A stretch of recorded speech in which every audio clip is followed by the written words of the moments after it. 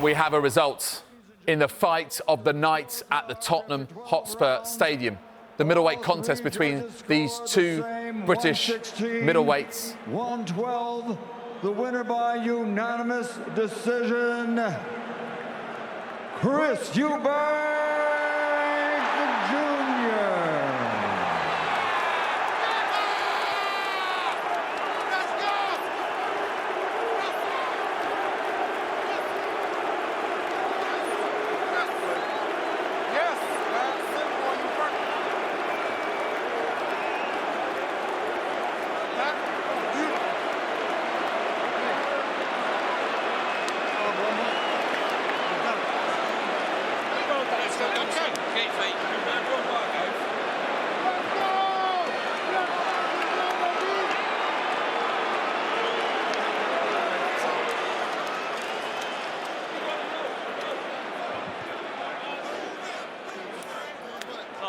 Well, such an interesting reaction there from the crowd. Not unanimous cheers by any means. And it was such an enthralling fight that you could not take your eyes off live on Sky Sports box office. It was Conor Benn who started brilliantly. He talked about staying light, staying agile, staying sharp, staying dangerous. And he was very much dangerous in the first 3-4 rounds. And it was notable how Chris Eubank Jr. really took his time to get into this fight and find his range, but find his range he did. They just exchanged the rounds one by one. Eventually, Conor Benn looked like he was slowing down, but he found a second wind and managed to take it back to Chris Eubank Jr., particularly just with really aggressive punches. Chris Eubank Jr. working the body, Conor Benn trying to find that knockout punch. It was chaotic, a barrage from both fighters in those final few rounds, and so hard to call. On the fan scorecards, it was level, 114 to 114, and no one could separate these two. But you heard it there, Chris Eubank Jr.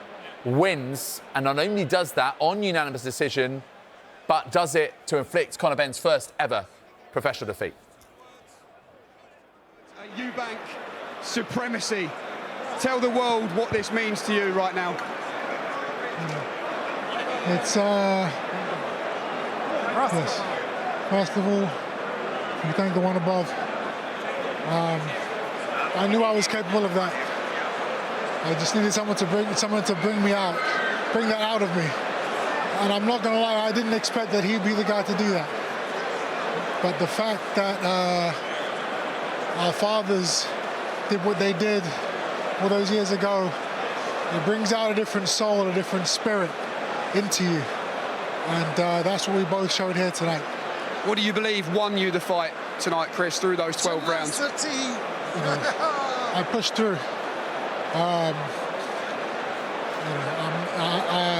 There's a lot of things that have been going on in my life that I'm not going to get into right now. But you know, I'm happy to have this man back with me.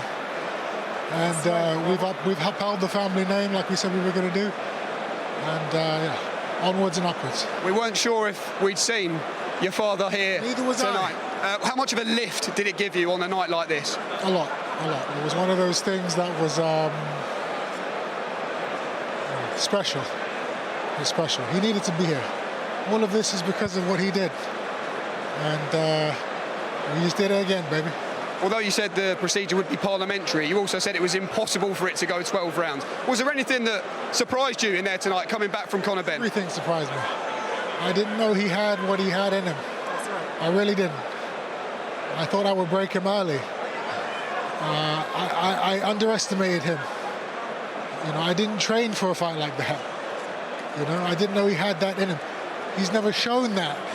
But then again, he's never had to show it. He had to show it tonight. And so did I. Hang tight, Chris, because we are going to come back to you, of course. I do want to grab a word with your father. Chris, how special was that? As I said to Chris, we weren't sure if we would see you tonight. But my obvious question is, how proud are you of your son watching that from ringside? Listen, I mean, he couldn't move around the ring, and so he had to stand toe-to-toe. I mean, that is legendary behavior in the ring.